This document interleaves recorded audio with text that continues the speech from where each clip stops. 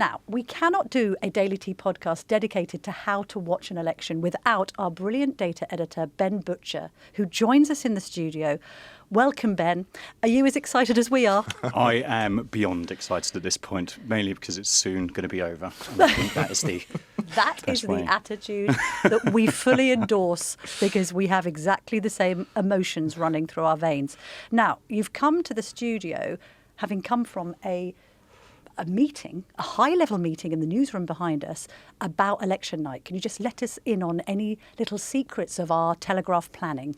So obviously when it comes to data analysis, it's very helpful to have data to test what you want to find out on the night. And we've set up lots of analyses in advance, but we don't have any data at this point. So what we do is we create fake data for all the constituencies, and then we start running our scripts, our data analysis scripts, so then we can start seeing whether those analyses are actually going to work on the day. Things like the results tracker, which will be on our website from 10 o'clock onwards, with all of the latest results. We just need to make sure that all the components, those interactive maps, those bits and bobs from each constituency are all working. So yeah, we just have a little run through, and it's looking good, a few tweaks here and there. The amount of work that goes into every media organisation, brilliant stuff we're doing here at the Telegraph, but every media organisation goes through a huge amount of work, because the speed at which you want to respond on the night is absolutely key. So we actually sort of war game wins and losses. So if Rishi Sunak loses his seat,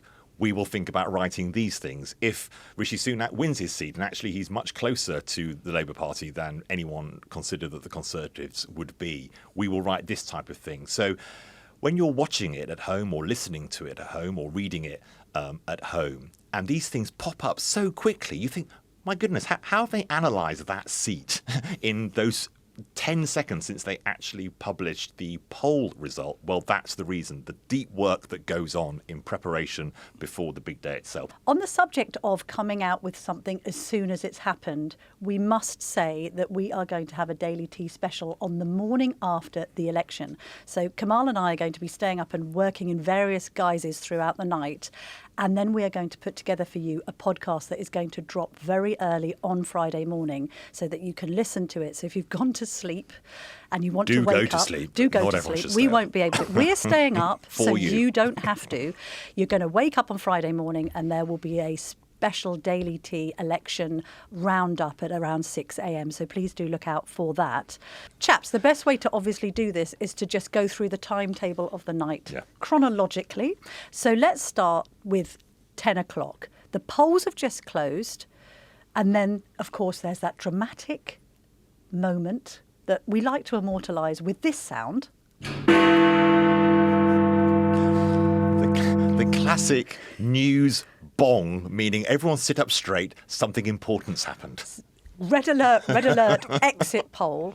So we have the exit poll, and at that point, some of you may want to go to bed. But Ben, the exit poll, how is it?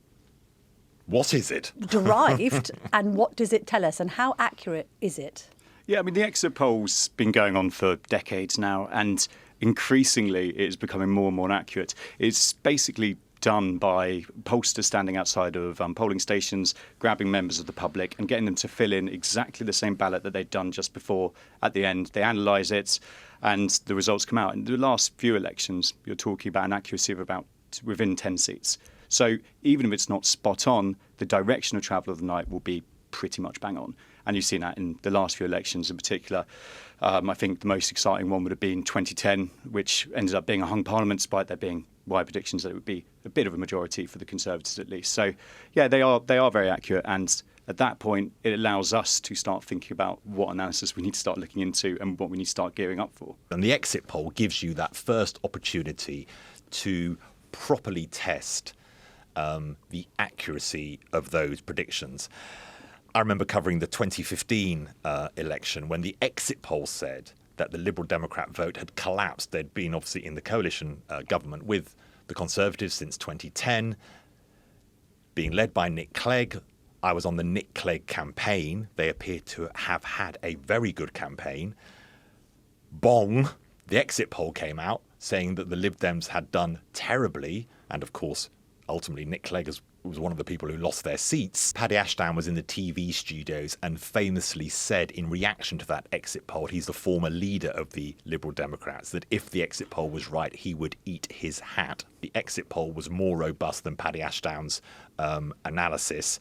1992 called it wrong. The exit poll said it was a hung parliament, but actually John Major had won.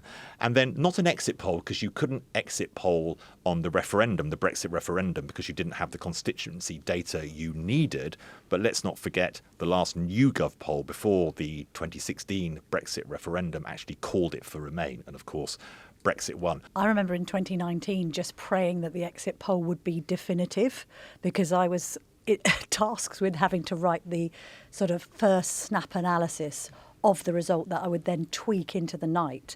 And because our edition needed to go almost immediately after the exit poll was published, I was walking around Victoria Station, actually with Gordon Rayner, my fellow associate editor, just thinking, God, if this is close between Corbyn and Johnson, it's going to be much more difficult to write.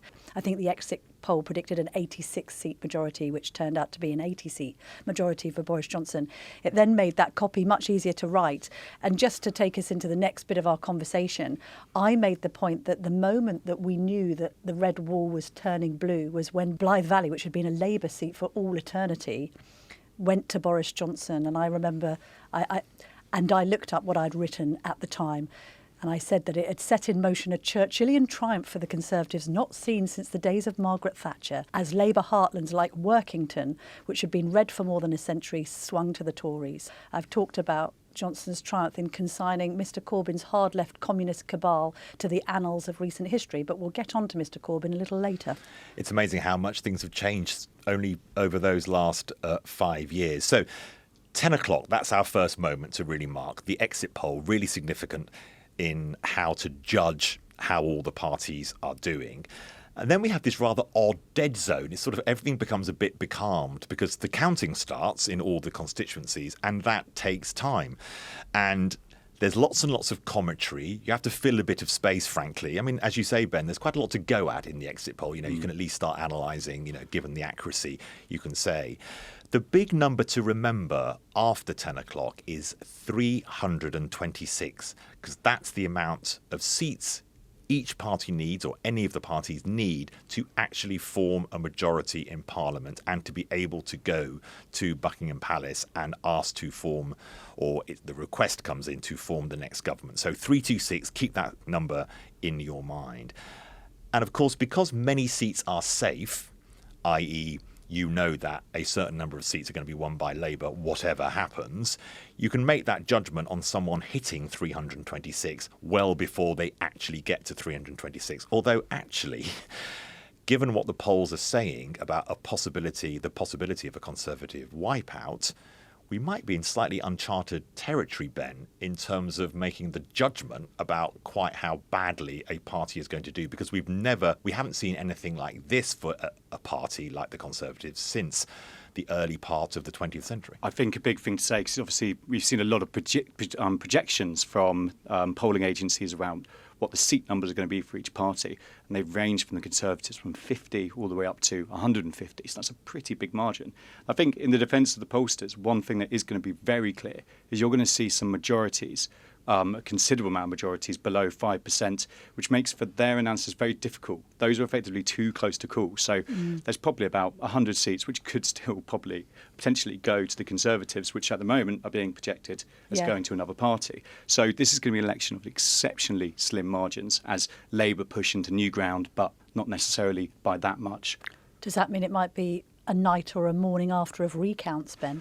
Well, I think there's going to be a lot of issues around that. I mean, obviously, we've spoken about postal votes just before the show, and I think if you are in a seat which has gone to Labour and you have a Labour majority of a couple of hundred votes, but you also know that postal votes haven't been sent out, at that point, are you going to start asking questions about whether or not it was fair for you? I think it's a fair thing to raise. You're referring to that story about the Royal Mail being criticised because there are about 90 constituencies which haven't received some of their postal votes. How many people vote by post? It's about 1 in 5 people votes with postal votes. So it means that 1 in 5 voters have effectively already made their decision. Yeah. We don't know the exact numbers of how many postal votes have been lost on the way, but we do know that the people who vote that way tend to be older and therefore tend to vote for parties like the Conservatives and like Reform.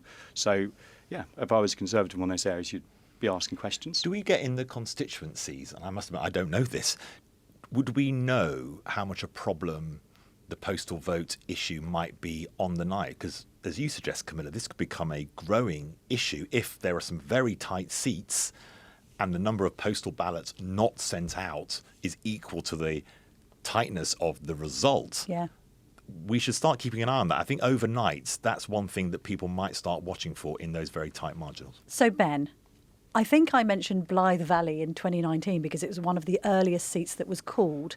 Will it be the earliest seat this time? I know there's been a boundary change. It is. It's happening at 11:30 at night, and it's going to be that classic competition between I think it's Sunderland, wasn't it? Which, yes. And that's now changed its name to Houghton and Sunderland South. But there's going to be that competition again. That's definitely fills the airways for a little bit of time, doesn't it? So, yeah, basically, Ben, we've got Houghton and Sunderland South. They're vying to beat Blythe and Ashington to be the first to declare. And that is that magic moment about 11:30. It's been this historic thing, this competition between both constituencies to be the first out with the result. Yeah, you see the people running around with the boxes of voting slips. Exactly. So it's, but yeah, they are going to be the first kind of few seats to call.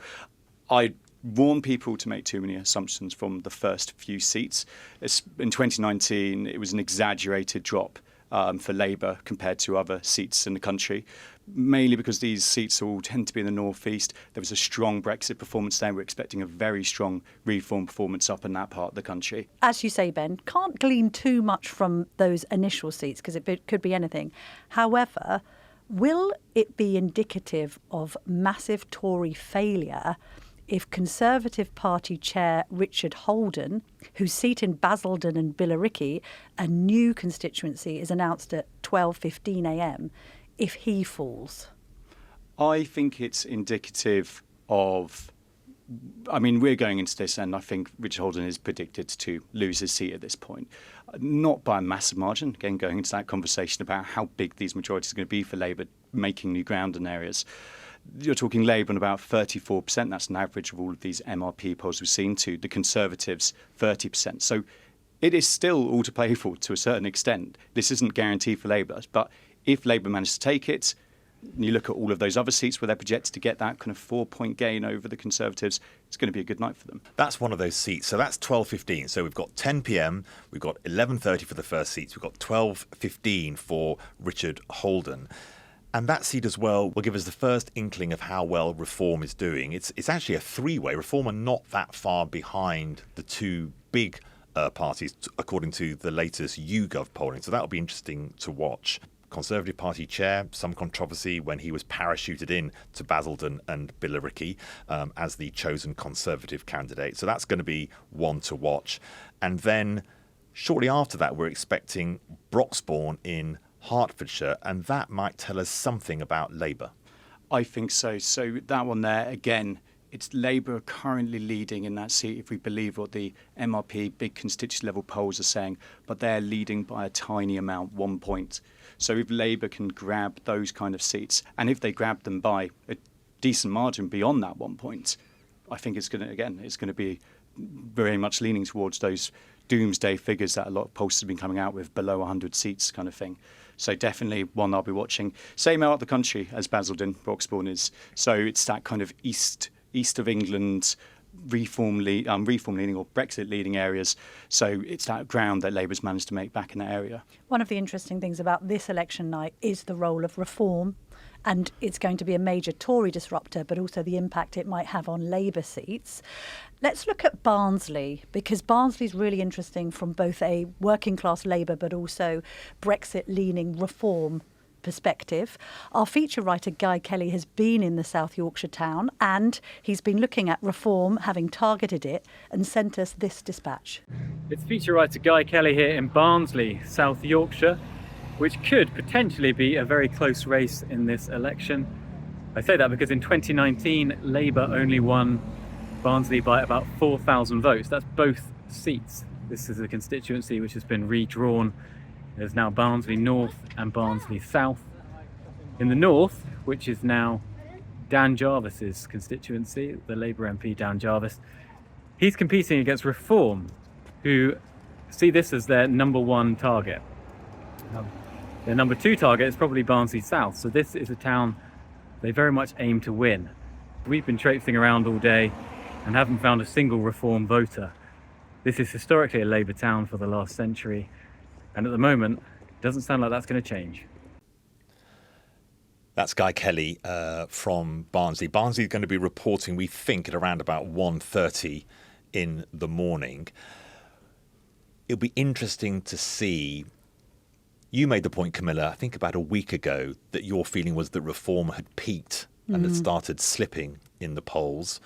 Our most recent Telegraph reader survey seems to be suggesting that some Reform supporters have drifted back to the Conservatives, which might be a sliver of brighter light for Rishi Sunak. I think there's been a post-Putin dip for Nigel Farage. Our readers are increasingly questioning his sort of fitness for office, and also some of the suspensions of these candidates, and candidates seemingly repeatedly coming out with really stupid things. This is all quite problematic if you're a lifelong Conservative voter flirting with the idea of supporting Nigel Farage in his quest to become Prime Minister in 2029. Let's look back, Ben, to the woman who is tipped to lead the Conservative Party into the future, Kemi Badenoch. She has been campaigning vociferously in Saffron Walden. She's been staying local like a lot of the Tory big beasts. Even though she's got this huge majority of 27,000, we're in the era of her being worried she might not keep her seat. That seat's announced at 2 a.m. That will be a seminal moment, won't it, Ben? I mean, it will be. I mean, it's an absolutely massive majority list of ending, as you say. I think that, generally speaking, the polls are leaning towards the Conservatives keeping that. But again, because it's so early in the night, and it is probably the most significant big beast, as we call them, up to that point, we'll just be watching those margins. Because if it starts creeping up, I mean, the poll that I've got is 35% for the Conservatives, 27% for Labour. If that starts creeping up, if Labour gets within a couple of points of them, and Reform are getting, say, 15, 16%, if you're one of the other big beasts throughout the night who were predicted with an even smaller gap between those two parties, you're going to be thinking, to hell with Reform, firstly, I think, and secondly, you're going to be exceptionally worried about losing that seat. So, Kemi Badenoch's, what happens in Kemi Badenoch's seat at 2 o'clock or 2? What we should say, actually, come in and make clear, this is the expected declaration times. If counts are very close, they can often be hours and hours later. I remember doing Nick Clegg's seat when it was very close in 2015. I don't think that was announced until 6:30 in the morning, even though it was expected sort of mid the early hours of the morning. So we're saying we think that Kemi Badenoch will be around about 2 a.m. That'll be a really important moment to watch for. Talk us through, then another one to watch for at a similar time, Ben, will be Cambridge North West. This is another one which is really, again, a signal of how well is Labour doing. I think that's it. So that's 2 a.m. in the morning. This is a nice rural stronghold, always been Conservative as long as it's existed. And I think that one there is a slightly bigger gap that Labour is projected to win by. And if they're not able to win that, I think that those predictions of a total wipeout of the Conservatives, again, might be overstated. So I imagine if you're Conservative there, you'll be desperate for them to win it, because it will send a signal to the rest of the country that potentially those 50 MPs that are projected by one pollster are completely incorrect, and they might be leaning more towards that 150 plus. Ben, sexy Jezza, he's back. He's bad and he's dangerous. It looks like he might give Labour a run for their money in Islington North, where he's now standing as an independent, having been disenfranchised from the party he once led. We did a report suggesting that a load of Labour activists had switched sides and are now supporting Corbyn. Is he going to win his old seat back, even though he's no longer under the Red Rose banner? It doesn't look like it. I think. Shame. This will be 3 o'clock. You'll be glued on my to the results. Second packet of Pro Plus by then.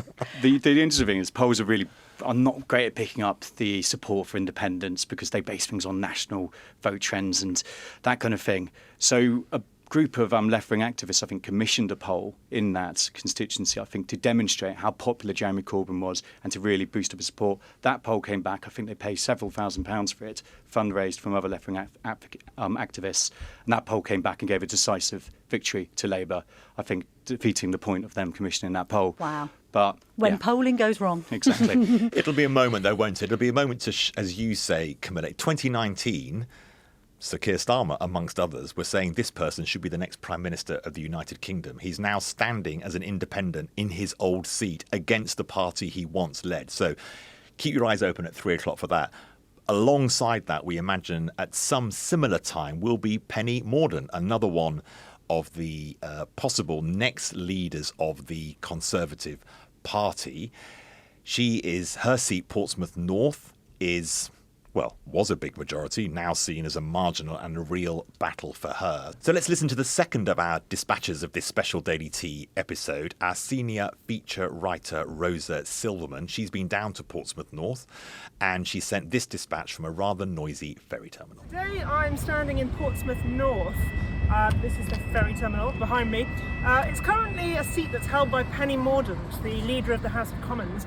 She's been the Tory MP here since 2010. But Portsmouth North has been a bellwether seat since the Second World War. It's always gone with whoever has ended up in government, which means that Penny Mordaunt is vulnerable here. She currently has a majority of almost 16,000. Labour, who look like they could win it, they would need a swing of more than 17%, but they have had bigger swings in recent by-elections, so it is possible that they could do that.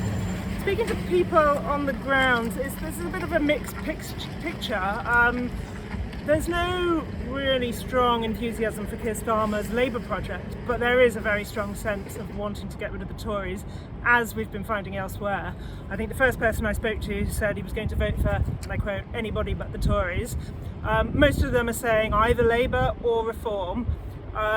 There's a feeling here that this area has been a bit neglected. There's a couple of local high streets that people feel have been sort of just left to become run down, that there hasn't been a lot of love of this area and a lot of money put into it. On the other hand, Penny Mordaunt seems to be quite popular on a personal level, and even those who said they weren't going to vote for her said that they liked her. It'll be interesting if she goes. She could be one of several Tory big beasts to lose their seat.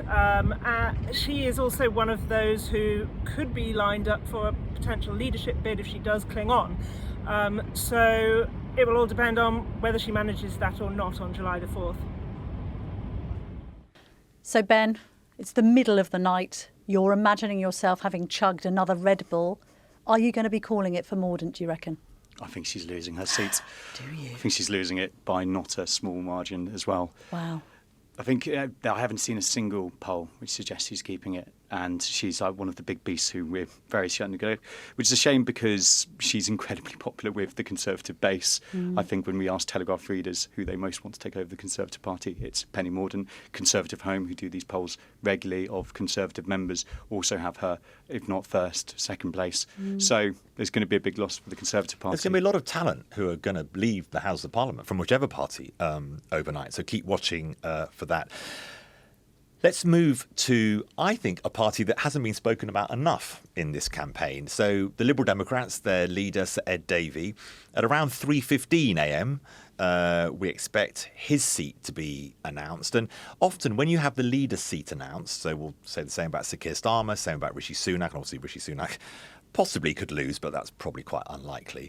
But when the leaders of the main parties are announced, they often use that moment to say how their party is doing that night, because every winner of their constituency, and all the runners-up actually as well, get to do a short speech, and it would often be used by the bigger characters to say where they are doing, so to say how they are doing on the night. So when Ed Davey is called at 3:15, it'll be interesting to see how well they do. And Camilla, the Lib Dems could win 67 seats, according to some of the polling.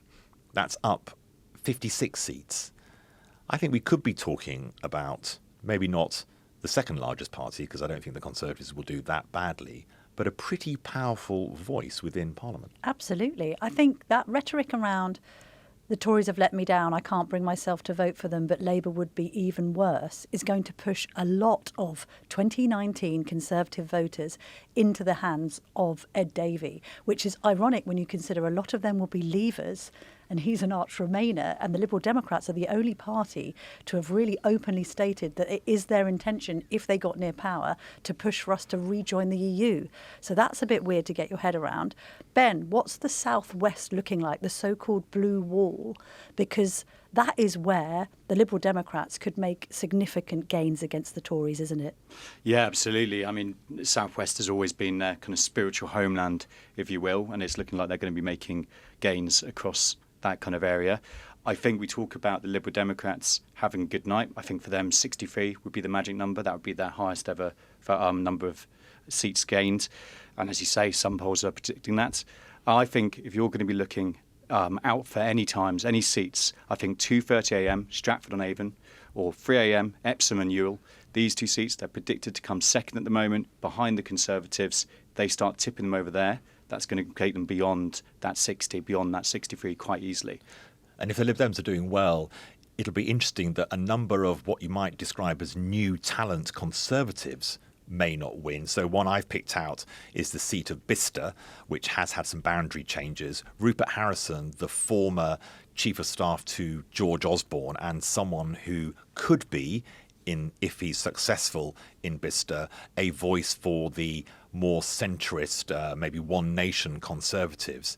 Because the Lib Dems are doing so well, he is at risk of not winning that seat, even though in times when the Conservatives were doing better, that would be a safe Conservative seat.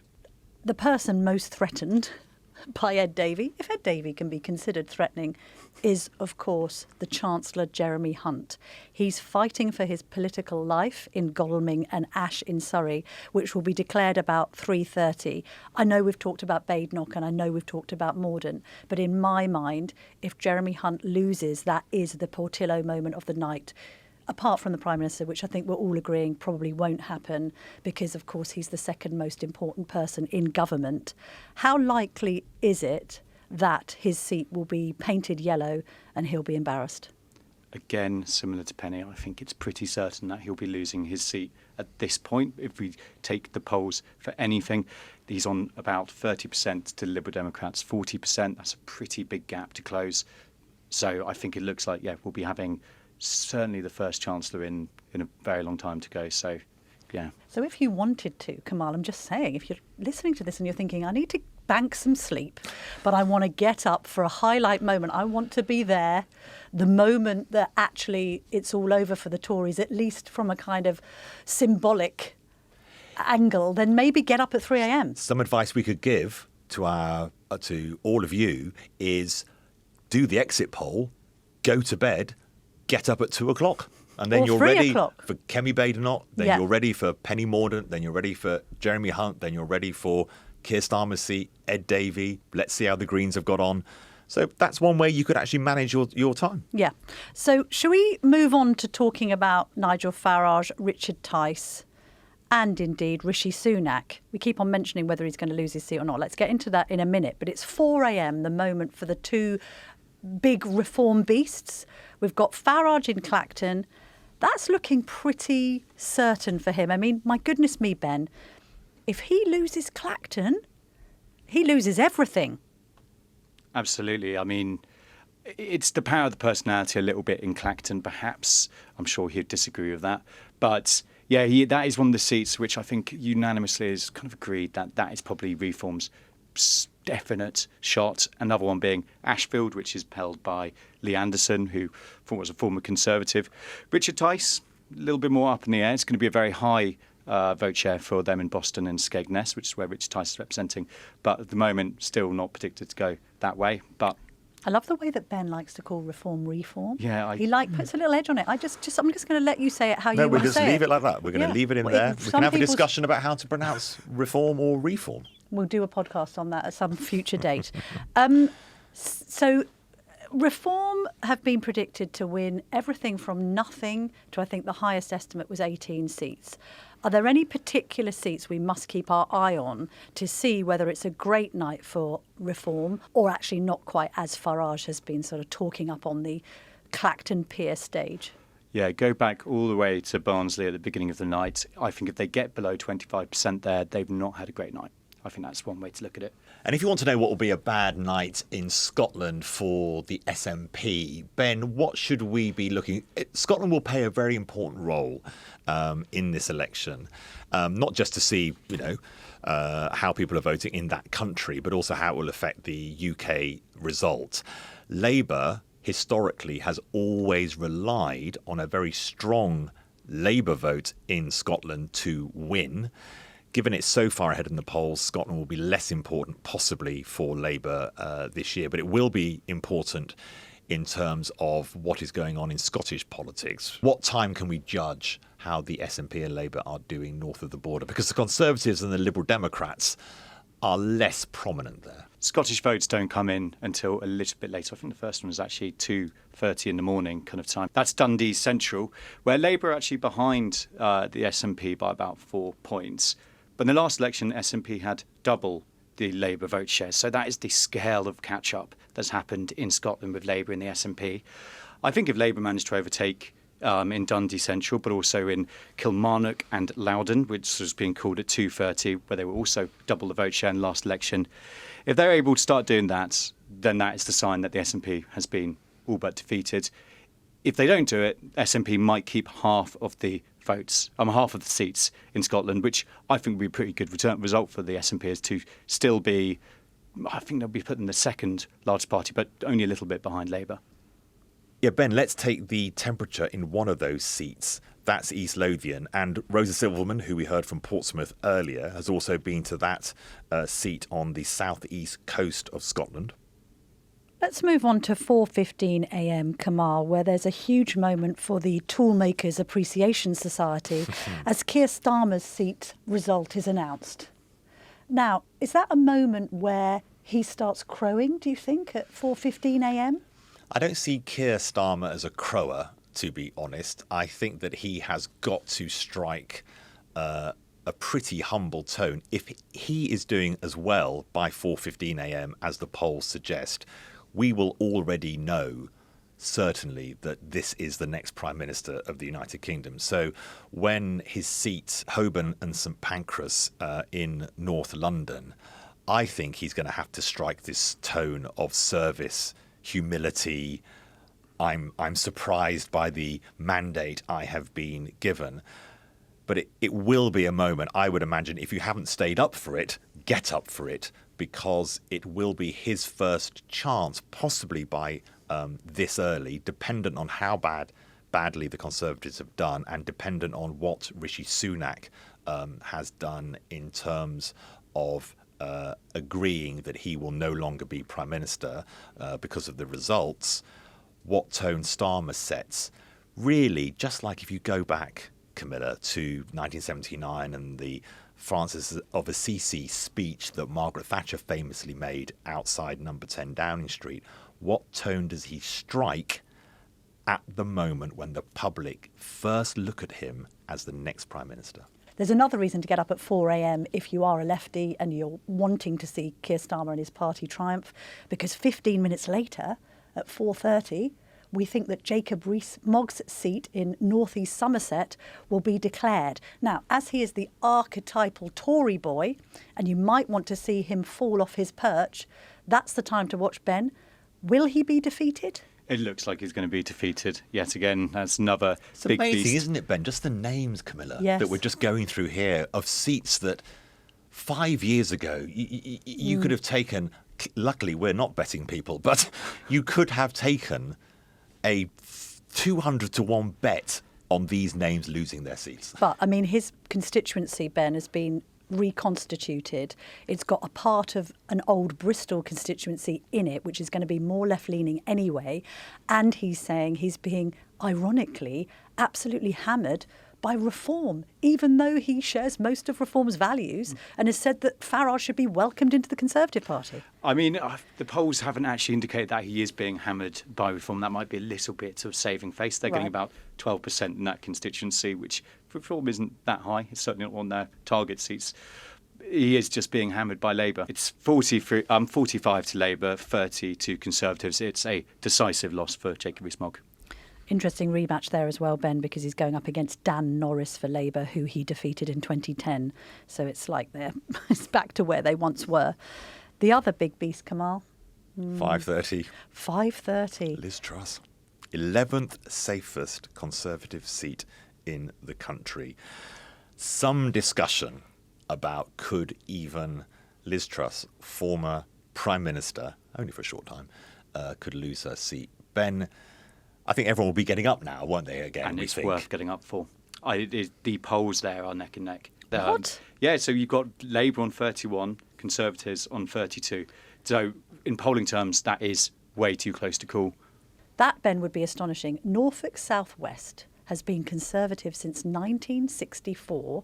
It would require a swing of 25% to Labour for Truss to lose it. Come on, maybe I'm wrong. Maybe the Portillo moment isn't actually Jeremy Hunt. It's Liz Truss. Is it? I think there could be a number. If you think in 1997, 6 cabinet ministers lost their seat and everyone was astonished that that high number of big beasts went from the Conservative Party when they lost to Tony Blair. That could be trebled this time, and I think there's going to be a number of Portillo moments. Our brilliant political editor, Ben Riley-Smith, noting that there's a bit of a sea change going on in Norfolk South West, has gone to Liz Truss's seat, and he sent us this dispatch. Hello, Ben Riley-Smith here. I am in southwest Norfolk for what could be the ultimate Portillo moment. Liz Truss, the former Prime Minister, is trying to get re-elected here, but it's turned out to be a real battle. She's stuck in this pincer movement. You've got Reform to the right of her, trying to take her out, but you've also got an independent candidate called James Bagg, a former armyman, a member of the so-called Turnip Taliban that fought Liz Truss becoming the MP in the first place back in 2009, who's also running against her, trying to appeal to Tory voters. Look, maybe it won't happen. She did win a huge majority in 2019, but this is one of the seats to watch on election night. So you've limped through, Ben, to 5:30, 6 a.m. You're excitedly waiting for the special election special of the Daily Tea, which will be dropping in your feeds at 6 o'clock. By 6 a.m, Ben, what do you think we will know? We will know that Rishi Sunak is going to resign as the Conservative leader and Keir Starmer is the new Prime Minister. I think it's so clear from the exit polls onwards, but also the polling we've had before, how this is going to go. I think the night, and reason why you should stay up for the night, is because you will have those moments like Liz Truss, like Jacob Rees-Mogg, and the faces of them standing on a sports hall stage, losing a seat which has been Conservative for decades. That's what makes the night exciting, not the overall picture, but the individual results. And then you've got to, Camilla, stay awake, because of course there is then the formation of a new government, and it will be maybe not quite 1997, a new dawn has broken, has it not? But this will be a new government for the United Kingdom. This will be an era-defining election. Precisely, Kamal, that as the choreography of that Friday plays out, and what is predicted to be Keir Starmer making that rather short journey from his London constituency to potentially his new London home in Downing Street via the King for half an hour, don't forget that there's the other half playing out simultaneously. There is, if the polls are to be predicted, and indeed Ben Butcher's predictions are to be believed. Which we do, Ben. Which we do. Rishi Sunak's resignation, a whole conversation about the future of conservatism in this country, a conversation about who should play a role in uniting the right, a conversation, no doubt, about Nigel Farage, reform, whether the public are actually represented by the vote share for each of the parties. There's probably also further down the line a conversation about our entire voting system and first past the post versus proportional representation. There's the prospect of Sir Ed Davey being fired into the House of Commons by cannon. And as well, there is a dialogue that is going to take place north of the border about the future of Scottish nationalism, frankly, and what the post-Sturgeon era looks like for people of that persuasion in Scotland. So I would agree with you that this is going to be an election worth staying up for, but even more importantly, if you don't want to, for the love of God, listen to our 6 a.m. podcast.